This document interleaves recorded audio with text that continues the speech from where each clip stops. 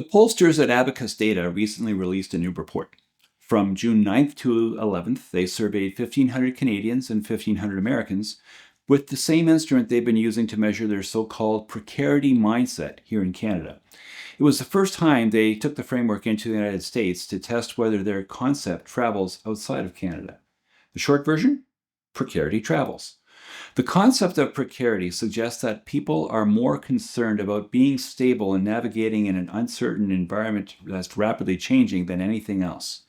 67% of Canadians say making long-term plans feels difficult in today's world. 55% of Americans say the same. In both countries, majorities don't believe the government will protect them from the next economic shock, and more than half think the system is rigged against ordinary people. This rhymes with the concept I wrote about in my book, Bullshift. In it, I noted that governing parties and financial advisors both aim to assuage fears. For elected politicians, doing so increases the likelihood of re-election.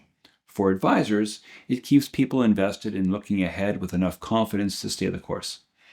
The precarity texture is different in the two countries, though. In Canada, the anxiety is broad and shared, centered on housing and affordability. In the United States, almost everything gets filtered through partisanship. Tell me an American's politics, and I can probably guess what they're anxious about.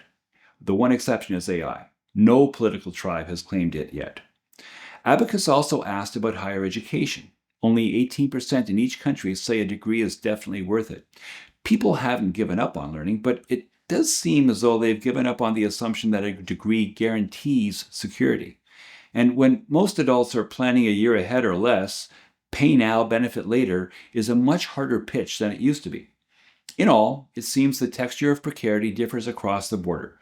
Canadian precarity is broad and consensual, a near universal condition concentrated on the upper middle of the everyday intensity scale. American precarity is polarized. More Americans say a given anxiety does not apply to them at all, while a similar or larger share say it applies to them completely. Canada is a country of shared unease. America is a country split between those who feel insulated and those who feel exposed. Maybe even more importantly, the things that are exposed to explain insecurity mostly don't. When Abacus cut the index by variables pollsters usually reach for, age, gender, education, income, almost nothing happened. What did move the index dramatically in the United States and selectively in Canada is what people believe about the system itself. This leads to a simple but important conclusion. Precarity is a mindset, not a demographic. So here's the central paradox of the study. Americans are more negative about their country and more positive about themselves. Canadians are the reverse, comparatively less alarmed about the national direction, but more uniformly squeezed in their personal lives, with a thinner layer of genuinely secure people at the top and a thicker band of people who are anxious but managing. The segmentation sharpens who sits where. The most secure people in America are young men. 23% of men under 45 call their lives stable and secure, and 49% say their finances improved this past year. The least secure are women over 45. Just 4% feel stable and secure, and only 22% saw their finances improve. Nearly half, 46%, say things got worse. That 19-point security gap between young men and older women is one of the widest demographic divides anywhere in the American data. In Canada, the same tilt exists, but it's gentler. Young Canadians report the most financial improvement, 48% of those who are between 18 and 29, whereas older women are the least.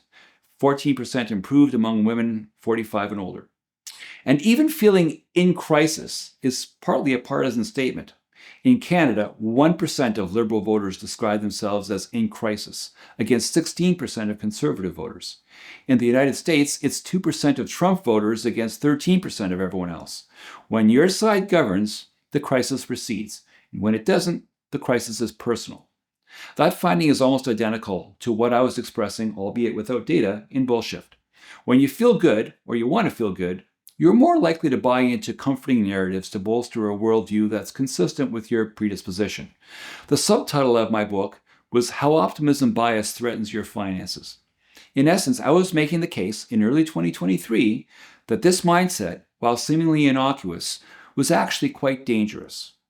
According to Wikipedia, optimism bias which is also called unrealistic optimism or comparative optimism, is a cognitive bias where individuals believe they are more likely than others to experience favorable outcomes and less likely to encounter negative events.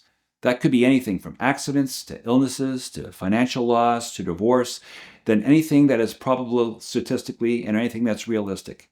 It's distinct from general cheerfulness because it specifically involves systemic misjudgment of probabilities rather than a general positive outlook. The precarity mindset can help offset this. By acknowledging that the world is in a tenuous situation, people have to confront the notion that perhaps they're being too optimistic about what it means for the resilience of their investment accounts. My concern remains that a lot of people are unwittingly taking on more risk than they realize, in more than they would be comfortable with if they're a little more attuned to the high valuations and market risks that we're experiencing now. My larger concern is that my fellow advisors are doing little to disabuse them of their naive overconfidence in the investment climate. To date, no harm has come from it. It reminds me of a story of two skydivers, one with the parachute and one without. After they jumped out, the one with the parachute asked the other how it was going. "So far, so good," was the reply.